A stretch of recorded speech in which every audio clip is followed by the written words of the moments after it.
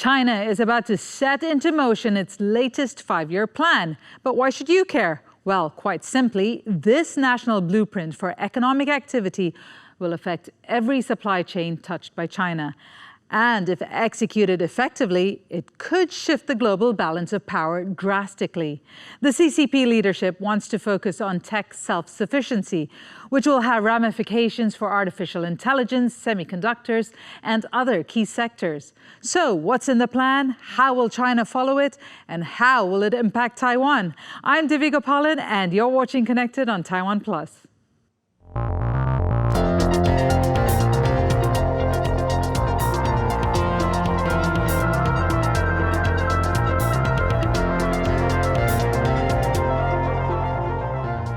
To get an inside look into the next 5 years for China and what it means for the rest of the world, we are joined by Edward Tse. He's the founder and CEO of Gaofeng Advisory Company. It's a global strategy and management consulting firm from Hong Kong. He has also recently published his new book, China in the New World: Why Global Companies Must Put China at the Core of Their Global Plans. Thank you very much for being part of the program, Mr. Tse. I'm going to start by getting you to talk a little bit about your book and what is the biggest takeaway there for China's economy. Yeah, thank you. My new book just came out a couple of weeks ago. It's called China in the New World, where I try to describe what I think how China will fit into an evolving new world order in terms of business and strategy for businesses. In my view, China's role in the world will become even more important going forward in many dimensions, and that my recommendation is for global companies is that whether or not they are operating in China, they need to consider China as an important part, if not the core, of the global strategies. And key to that is China's five-year plan that's set to be implemented in 2026. Just for some context, since the first one, China has come a long way from post-war poverty to the China we know today. How important are these five-year plans, and how much weight does that have in shaping China as a country? It's very important. This is now is the 15th five-year plan. So China has done this 14 times before, and every time China has, been refining how they do the planning and so on. I think the track record of China so far in the last several decades have proven that a vigorous planning process is critical to the development of a country as complicated, as significant as China. And that, so far in the last several decades, the track record has been pretty good. I think the importance of a plan is that, a country like China will have very clear priorities going forward, at least in the next, 5-year horizon of the planning period. This will set targets and objectives and goals for all dimensions of the country, in particular for businesses. And so, I think this the next five-year plan, meaning the 15th five-year plan, will continue to carry on this role. Maybe in a very, in a much more rigorous manner, given the changing global dynamics, around the world and also within China. Indeed, and I do want to talk about how those plans are implemented or how those policies are taken forward. But before that, self-reliance on tech is something that has been on the cards even before this plan came to light for the public. Can you tell us how that's featured in this latest five-year plan? And is it enough to circumvent the restrictions the West are putting on China when it comes to new technologies and knowledge, and perhaps even access to materials? In the new five-year plan, technology and technology innovation is the key part of it. I think in the last 5 to 10 years, China has begun to increasingly focus on technology innovations. And along the way, the global geopolitical situation have changed a lot, actually. And China was actually under a lot of pressure from some countries in the West. And so the necessity to develop indigenous technology innovation to circumvent the potential risk of circumvention from the West is actually a key part of the next 5-year plan. But I think that riding on the momentum that China has been progressing in the last 5 to 10 years on this, there's a pretty good chance that China will continue to carry on this path and perhaps even accelerate. And those critical industries which China wants to indigenize, as you say, could you tell us which sectors you're looking at or where they're placing their priorities?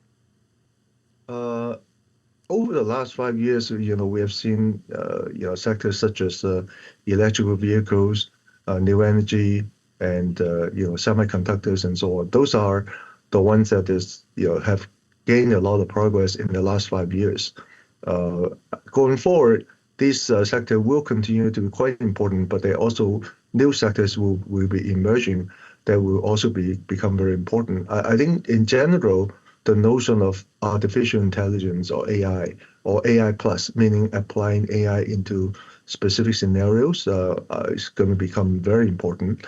In addition, we will see sectors like biotechnology, like quantum computing, also space, missions and so on. Those kind of things will become even more prevalent in the next 5 years.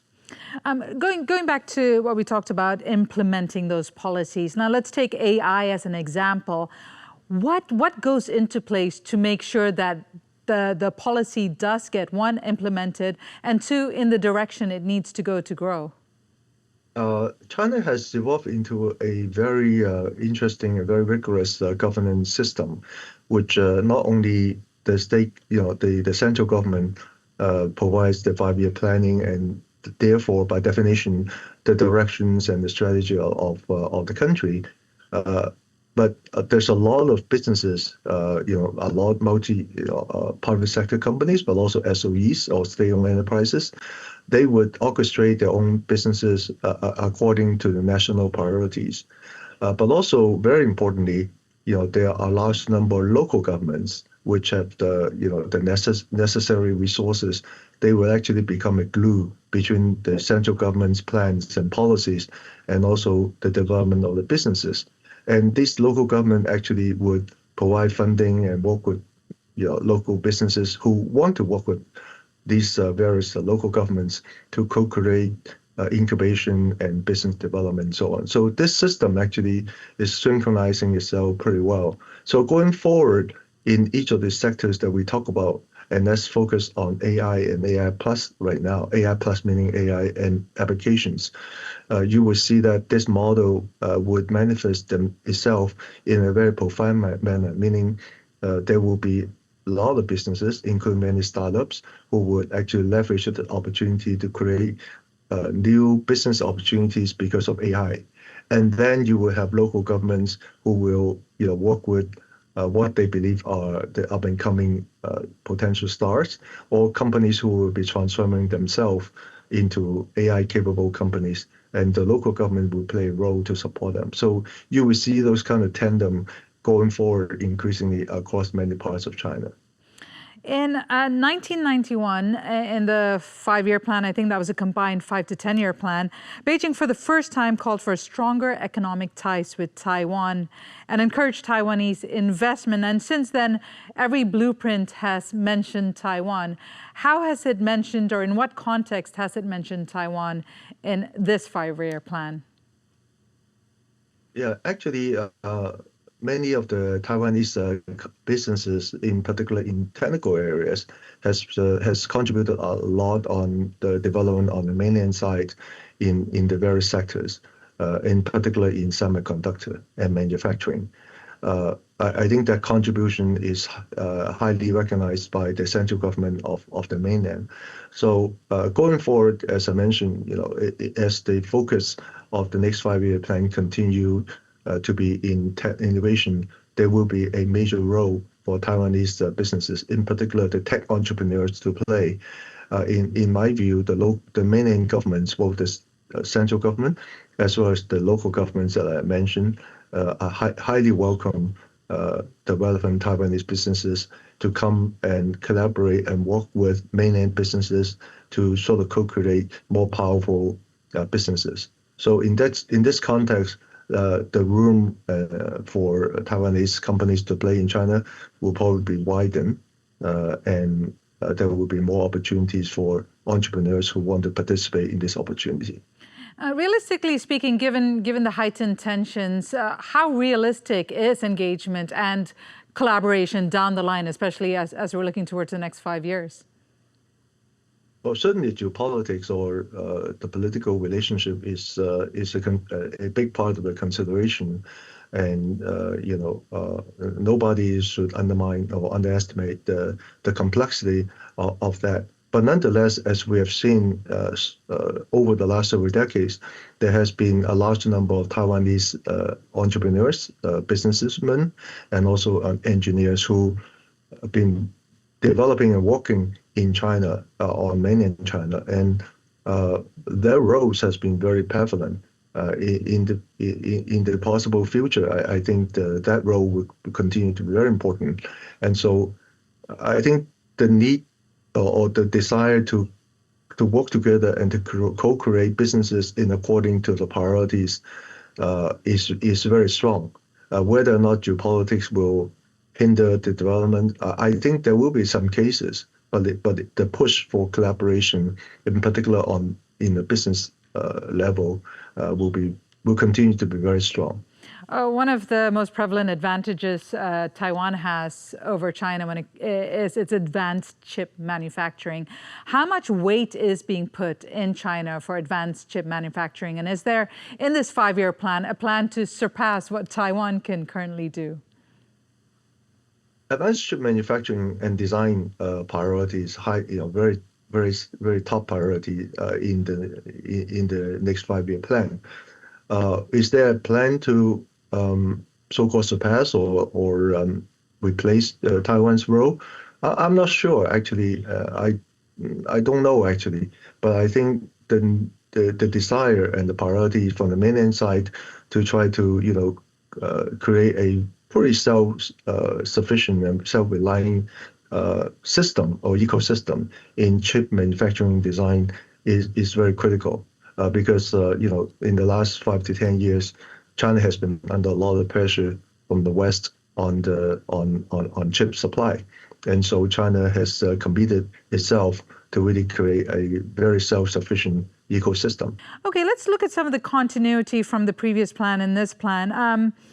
Since the previous plan, China's pushed for high-quality development, including upgrading manufacturing, which will affect EV, renewed energy, and semiconductors.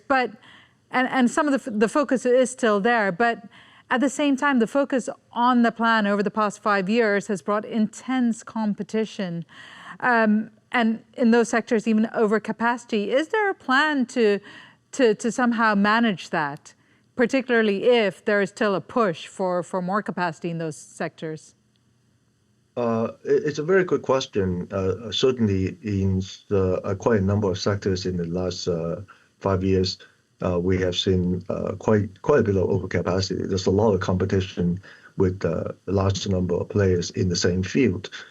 In this upcoming 5-year plan, the Chinese government had made it a point that they would not like to see a similar situation developed again, and that competition is welcome, but not over intensive competition and driving down the prices unnecessarily, and also creating overcapacity.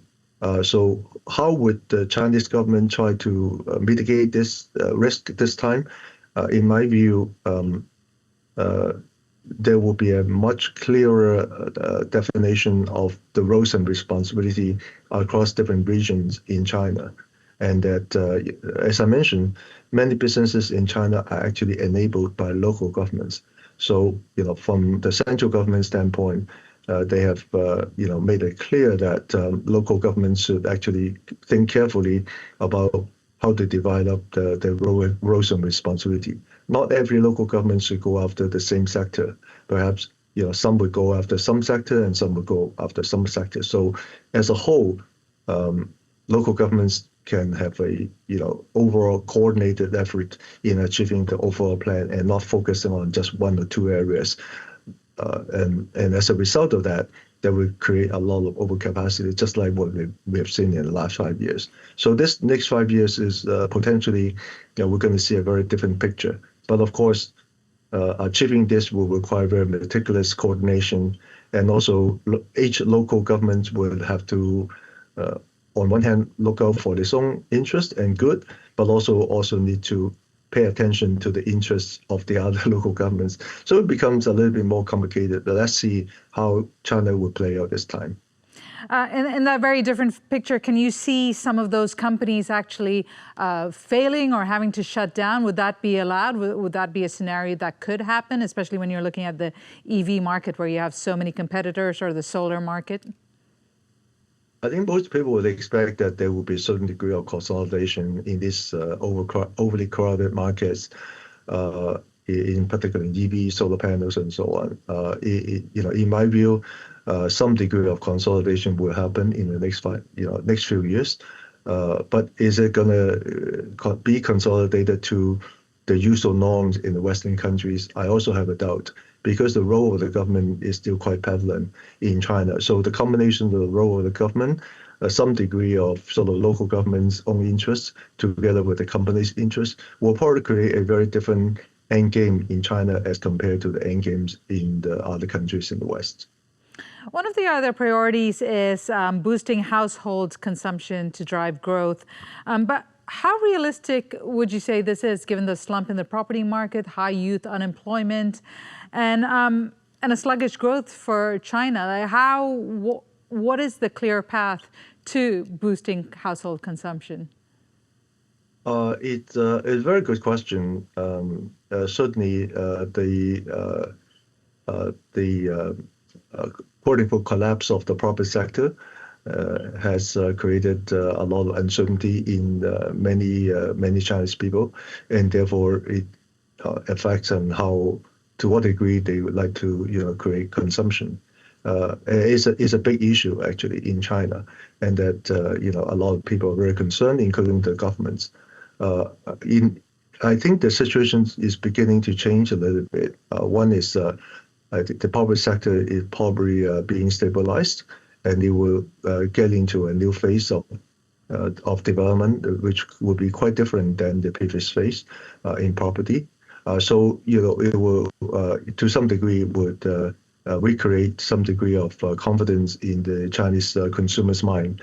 The other is the Chinese government is clearly exercise or going to exercise more policies in creating welfare, social welfare, like social insurance and also other subsidies to the Chinese people, so that Chinese people will feel they have a larger or more secure safety net, and therefore will incentivize them to spend more money.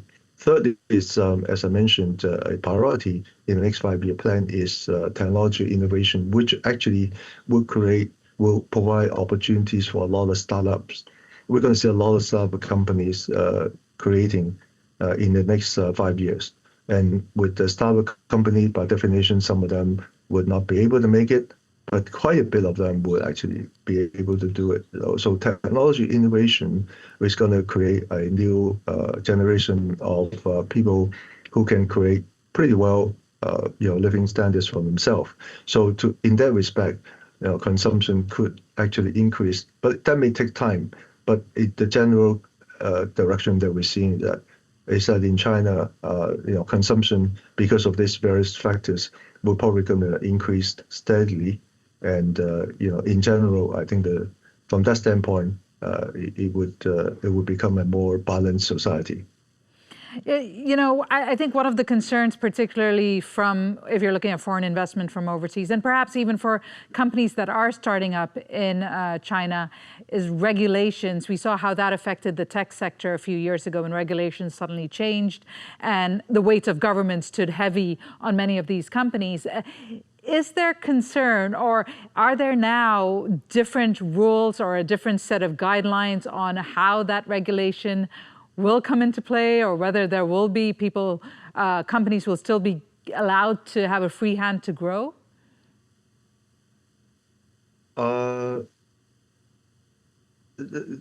the Chinese government in general has been supporting businesses, in particular private businesses. Of course, state-owned enterprises are kind of like the babies of the government anyways. But in terms of the private companies, in general, the Chinese government has been very supportive. Some of the issues that you mentioned I think to be fair to say that it's not entirely because of the government's actions. There's also certain actions that were carried out by the businesses, which are truly not quite appropriate. So, I think those events that probably did not represent the entire situation. I think more to be fair on both sides. Those kind of experiences actually create more opportunities for private businesses to understand the priorities and the limitation of the government, and conversely, for the government to understand better the private businesses' concerns and how they think about building their own business. So I think those businesses in the last several years have created a new level of understanding between the two sides. On that basis, one would hope that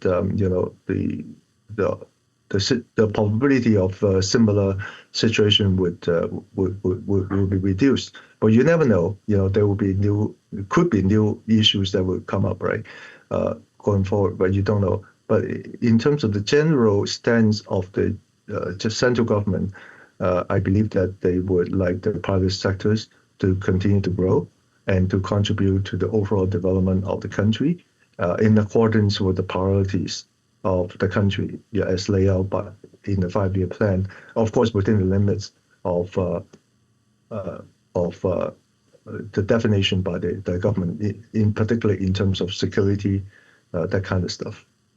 All right. So looking in from outside China, if or when China achieves its tech self-sufficiency, what would you think would be the biggest impact of that outside of China? Is it mainly on the U.S.? Yeah. First of all, the tech sufficiency is not, in my view, is not just sufficiency by mainland Chinese. I think it should be more like sufficiency, within the influence and control of the Chinese government. So participants in that obviously will be mostly mainland Chinese, but it can also be Taiwanese Chinese. It can also be foreign companies who are committed to work in China with the Chinese within the definition of the boundaries by the Chinese government.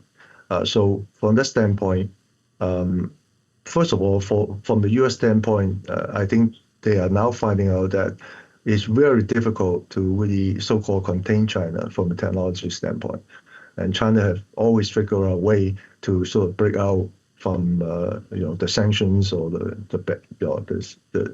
tariffs and so on. And China has been able to really create their own equivalent of the tax system in China. So I think going forward, the notion that on one side you can just apply one-sided strategy against China.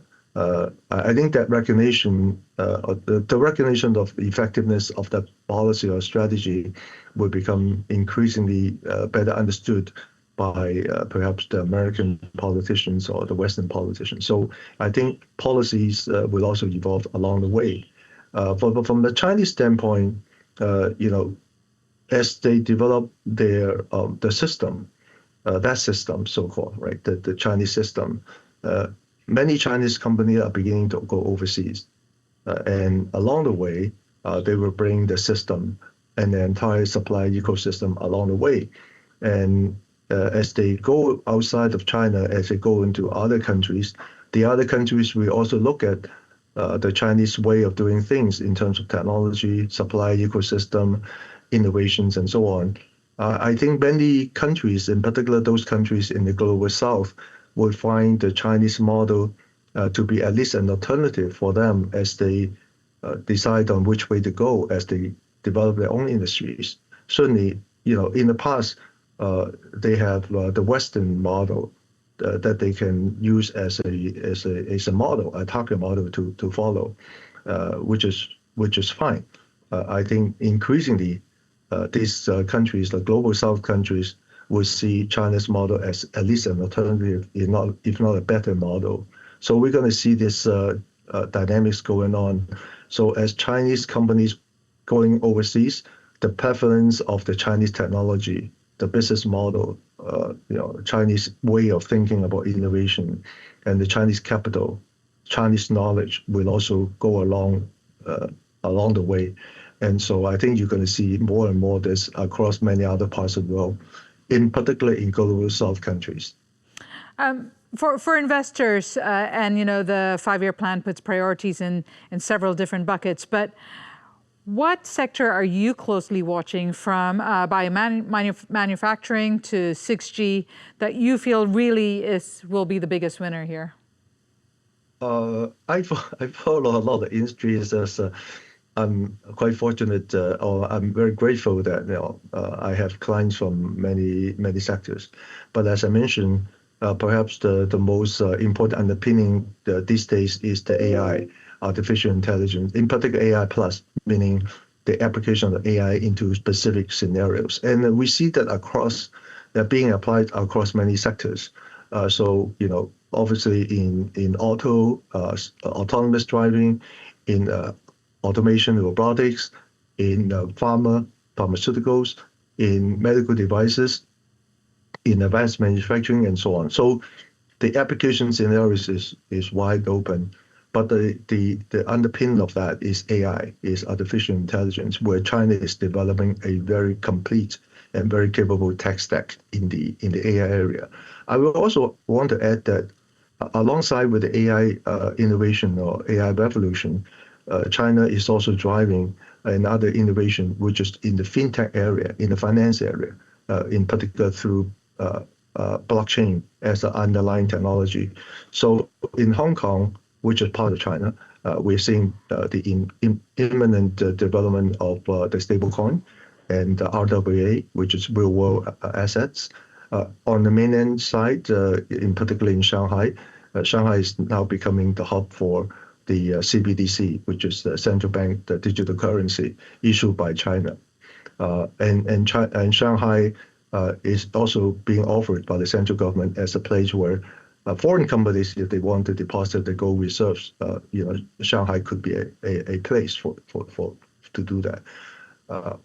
I think all these various kind of moves in the financial sector area indicates that we are actually also entering into a fintech innovation area. And the combination of the AI-driven technology innovation era and also the fintech finance innovation era, they're happening at the same time, but they're also interacting with each other. The interaction will create even more innovation. I can foresee, as an example, that these two drivers are going to create a new way of supply chain in the world, a global supply chain, which will be even more efficient, more secured, and has more credibility. So I think that will be a major underpin in how the new world will be working because of how innovation is coming out from China. That's certainly an interesting space to watch. Now, we're running out of time here, but final question, and I'm asking you to look into your crystal ball here, and it's purely a speculative question. Over the next 5 years, if China achieves everything it's set out in its plan, do you see a shift, or what kind of a shift can you see in the global order? I think over time, China's role in the world will become even more important than what it is today. I think China would offer a alternative order, at least in economics and business, for the rest of the world. It could be, it would coexist with the current world order, and maybe in some cases it would replace it. But in any case, I think for many countries in the world, in particular global South countries, they will certainly look at China's order in business and economics will be at least an alternative to the Western order. But to what extent a certain country will say, well, I still want to stay with the Western order, or a country will say, I want to go with the Chinese order, or they will say both are good and we'll find a way to work with both. Obviously it would be dependent on individual countries. But in my view, going forward, the coexistence of the two world orders will become quite prevalent.